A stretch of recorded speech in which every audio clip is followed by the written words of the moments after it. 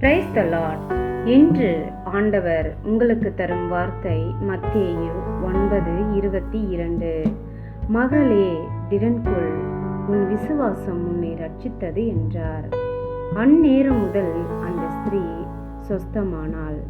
பிரியமானவர்களே, ஒரு ஊர்ல ஒரு பெண் இருந்தால் 12 வருடங்களாக இரத்தப்போக்கு நோயால் மிகவும் கஷ்டப்பட்டாள்.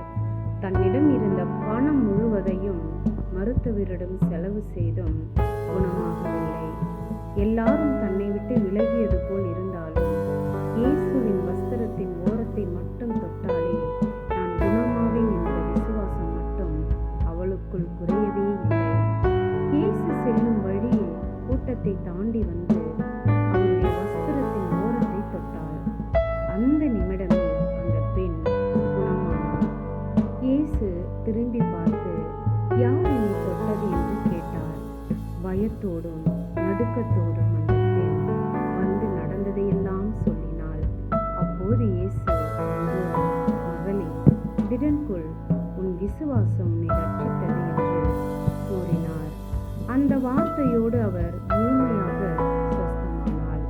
இந்த சம்பவம் நமக்கு சொல்லுவது என்னவென்றால், மனிதர்கள் நம்மை கைவிட்டாலும் இயேசுவை விசுவாசத்தோடு தேடுகிறவர்களை அவர் ஒருபோதும் வெறுமையாய் அனுப்பமாட்டார்.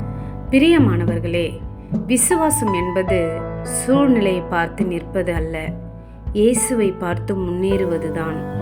மனிதர்கள் கைவிட்டாலும் இயேசு ஒருபோதும் கைவிட மாட்டார். ஒரு விசுவாசத்தின் தொடுதல் பல ஆண்டுகளாக இருந்த பிரச்சனையையும் மாற்றிவிடும். இன்று நீங்கள் விசுவாசத்தோடு அவரை தேடினால் நாளை உங்கள் வாழ்க்கை தேவனுடைய சாட்சியாக மாறும். ஜெபம் செய்வோம். அன்புள்ள தகப்பனே, இந்த அருமையான ஆண்டவரே, நல்ல நாளுக்காக நன்றி செலுத்துகிறோம். நீர் கொடுத்த வார்த்தைக்காக நன்றி ஆண்டவரே. சோத்திரம் ஏசப்பா. இதை கேட்டுக்கொண்டிருக்கிற ஒவ்வொரு அப்பா உம்முடைய பிள்ளைகளுக்காக நான் பாரத்தோடு செபிக்கிறேன் அப்பா. சோத்திரம். 12 வருடமாக ஆண்டவரே பெரும்பாடுள்ள இந்த ஸ்திரீக்கு ஆண்டவர் நீர் ஆண்டவரை விடுதலை கொடுத்தது போல அப்பா, அப்படிப்பட்ட ஒரு விசுவாசத்தை எங்கள் இருதயத்தில் நீர் கொடுக்கும்படியாக செபிக்கிறோம் அப்பா. விசுவாசத்தில் தடுமாறி கொண்டிருக்கிற உம்முடைய பிள்ளைகளுக்காக செபிக்கிறேன் அப்பா. ஆண்டவரே சோத்திரம். ஆண்டவரே, உம்மண்டைக்கு நெருங்கக்கூடாதபடிக்கு இருக்கிற அவிவிசுவாசங்களை எடுத்து போடும்படியாக செபிக்கிறேன் அப்பா. ஆமாண்டவரே, உம்மில் முழு மனதோடும் விசுவாசம் வைத்து ஆசீர்வாதங்களையும் ஆண்டவரே சோத்திரம் சுகத்தையும் நல்ல ஒரு விடுதலையும் பெற்றுக்கொள்ளுகிற பிள்ளைகளாய் நீர் மாற்றும்படியாக செபிக்கிறேன் தகப்பனே. அப்படியாக என் ஆண்டவர் நீர் செய்ய போகிறதற்காக நன்றி. இயேசுவின் நாமத்தினால் ஜெபிக்கிறேன் ஜீவனுள்ள என் நல்ல தகப்பனே. ஆமேன்.